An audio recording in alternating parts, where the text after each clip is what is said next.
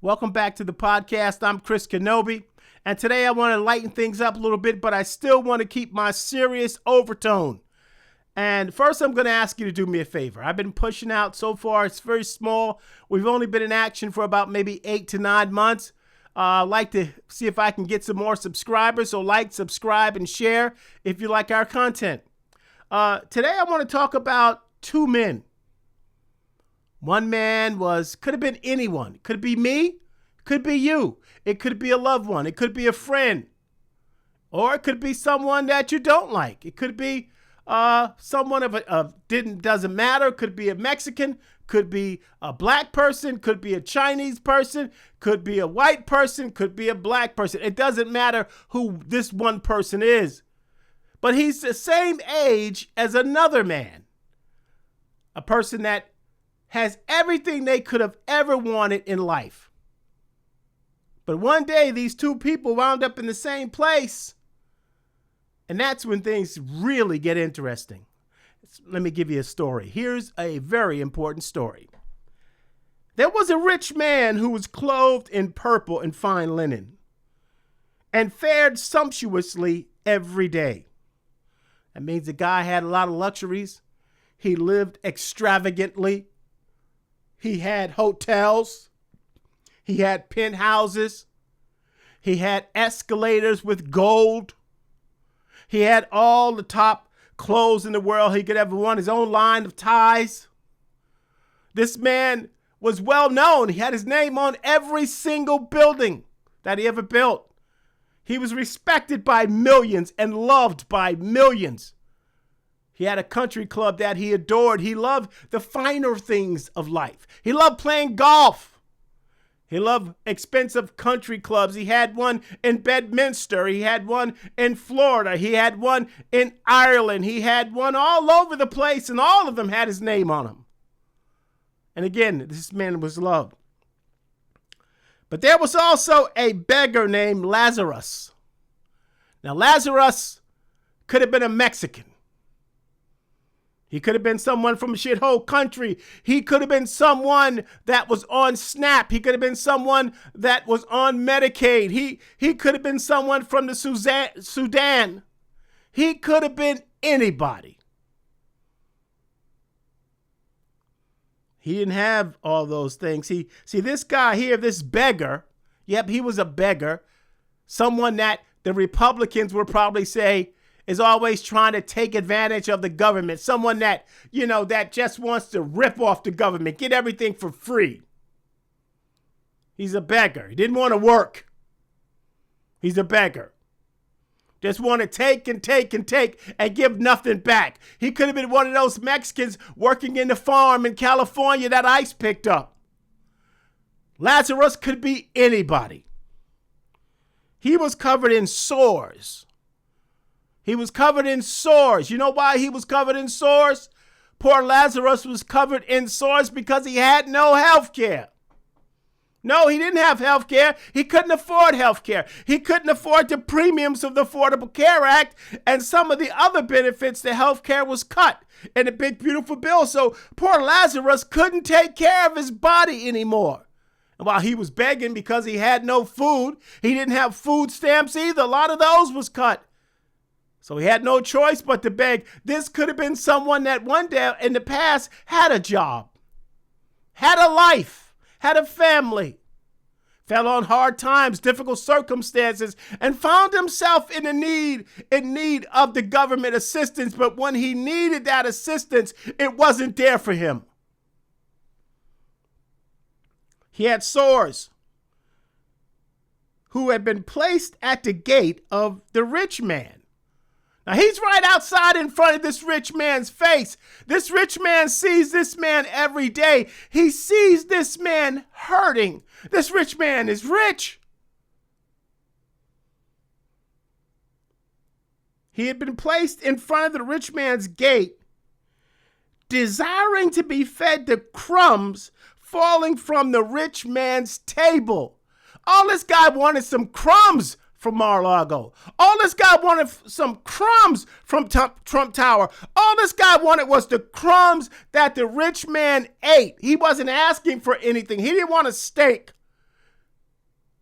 He didn't want tartar. He didn't want caviar. All he wanted was the crumbs from the crackers that the rich man ate. All he wanted was probably the crumbs from the McDonald's that the person ate all the time, the hamburgers. All he wanted was a little bit of the Coke soda that the rich man could press a button in his famous office and get a cold Coke. That's all he wanted. Moreover, the dogs came to lick the sores of poor Lazarus. Even the dogs took pity of the man who had no health care. And it came to pass that the beggar died. Oh, no wonder he died. He had no health care, no food. He was just a waste of space. He was no good for our country. He didn't contribute to our country. He didn't have $5-6 million to pay to get a free visa. He didn't have any money to invest in Bitcoin. He didn't have an internet or an iPhone where he can get on Truth Social. This man was a waste of protoplasm. But it came to pass that the beggar died, and this beggar was carried by angels to Abraham's presence. Apparently, the rich man had character. He had a soul. He had a soul. He had a heart. He had a relationship with God, even though he was poor. He still had something to hold on to, hope. But when the rich man also died, they both died at the same time. When the rich man also died and was buried, so there was no angels for the rich man. The rich man got put in probably an expensive gold coffin, and that was that. Now, the rich man, when he also died, was buried, but in hell, being in torment. He lifted up his eyes and saw Abraham from a distance and Lazarus in his presence. So he saw Father Abraham hanging out with the beggar in paradise.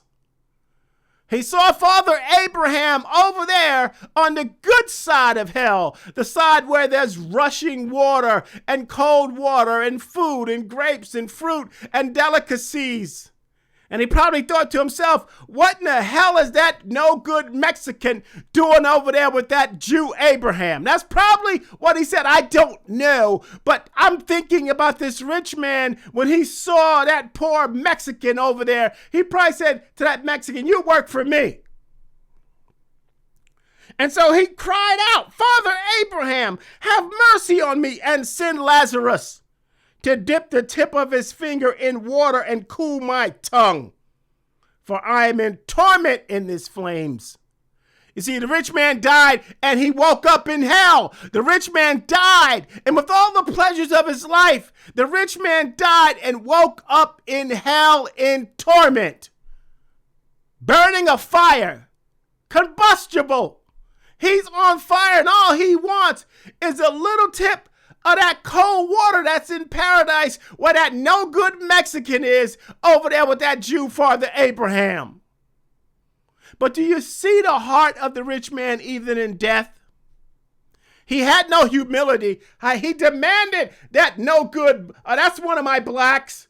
He demanded that no good over there, go over there and get him something to eat. He didn't want to hear anything. You get over here right now, dip your finger in that water because I'm still the boss. Even in hell, I'm still the boss.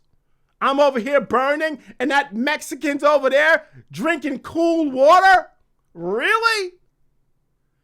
This is the arrogance of the rich man. Even in hell, he still believed he was in charge. Even in hell, he didn't even care about anybody else but himself. But let me finish my story. But Abraham said to the rich man, son, remember that you in your lifetime received good things. In your lifetime, you received good things. You had Mar-a-Lago. You had 45 and 47. You had people all over the world giving you gold this and trinkets just to show fealty to you. You had hotels and gold escalators. You had the finest of food in the world. You had cooks cooking for you at a whim. You had the finer things in life. You had Bitcoin making billions of dollars. You had Truth Social. You had your name on every building that you ever built, every spire in the land.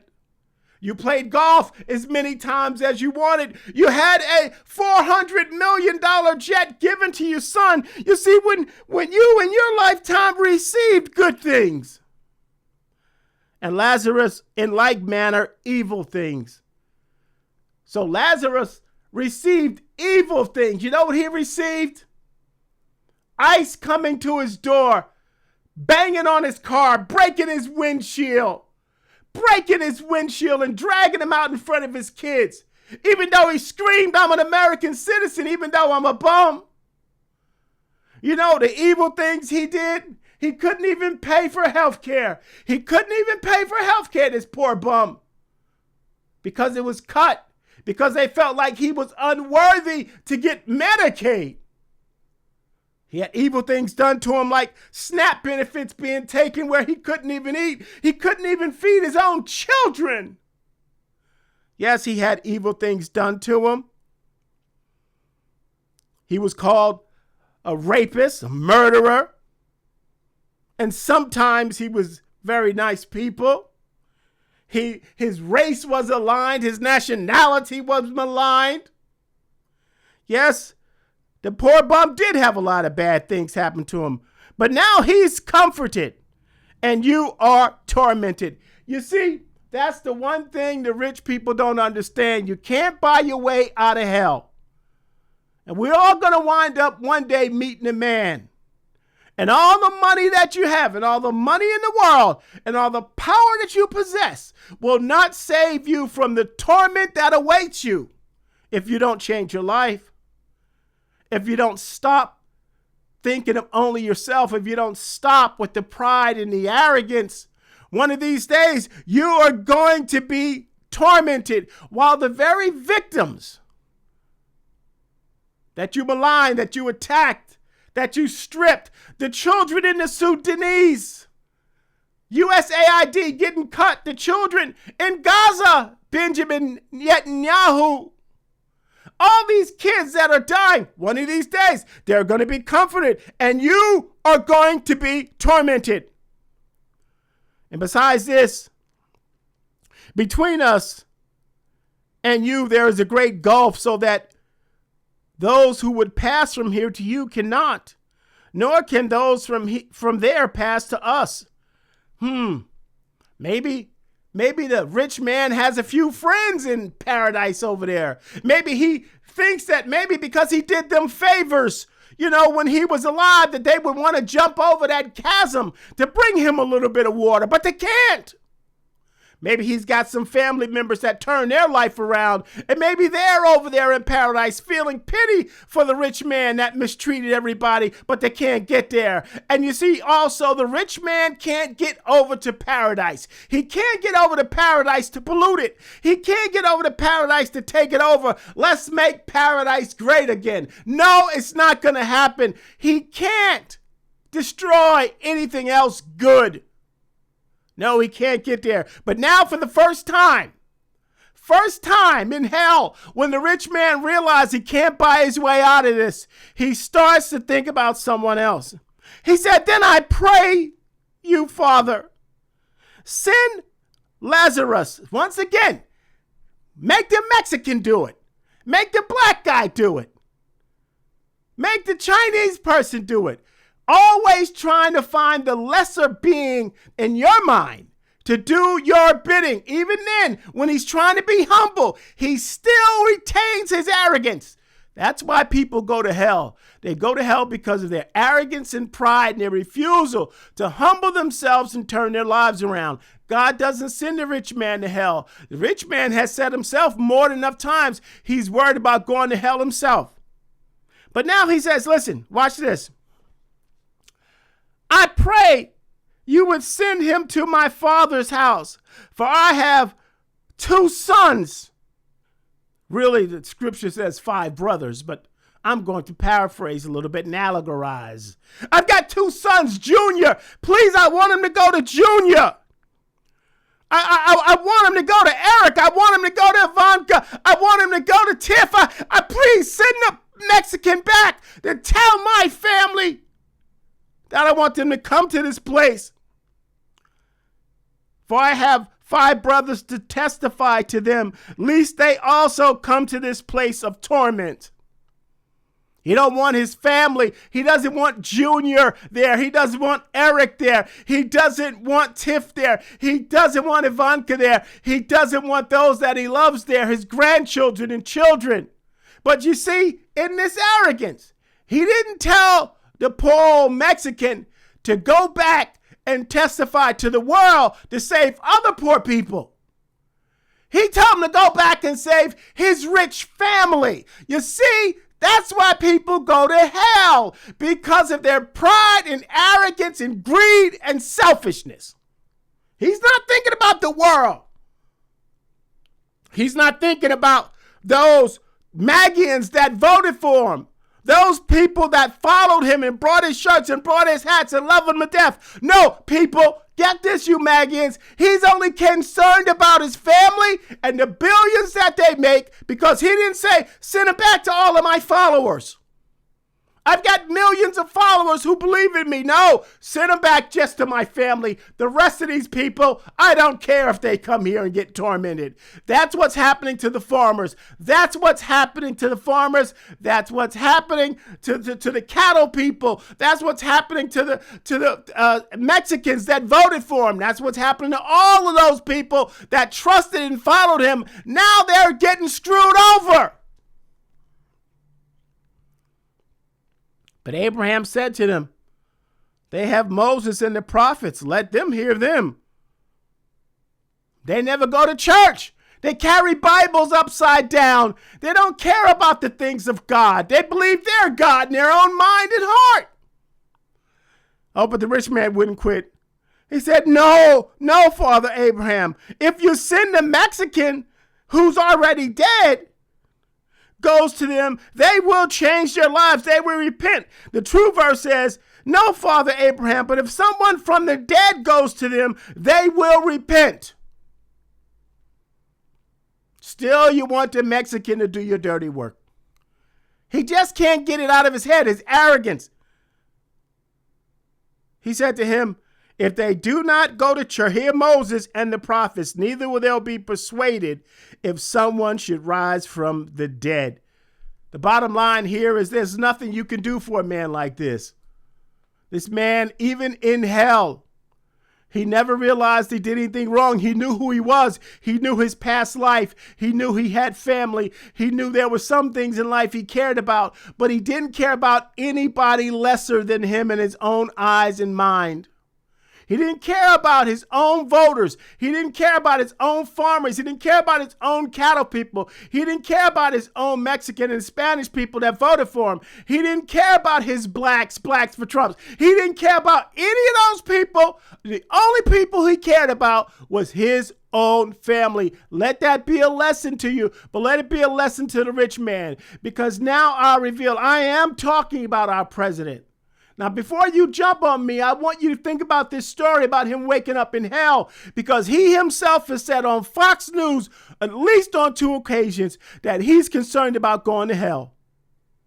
Now, if you're concerned about him going to hell, perhaps you need to pray for our president and pray that he repents now before he wakes up in torment. Tell him to stop now, to turn back now. Tell him to stop his lifestyle now, the decadence. Tell him to stop worrying about gold ballrooms and start thinking about poor people and hungry people. Tell him to stop thinking about himself and being mean to people and calling them piggy and insulting women and grabbing them by the what. Tell him to stop, and tell him to stop and turn his life around now. Tell him to get on his knees to God and apologize. Tell him to face the country and apologize. Stop blowing up ships. Stop blowing up innocent victims. Stop killing innocent lives. Stop cutting food from hungry people all over the world and medicine, or else one day this story will come true.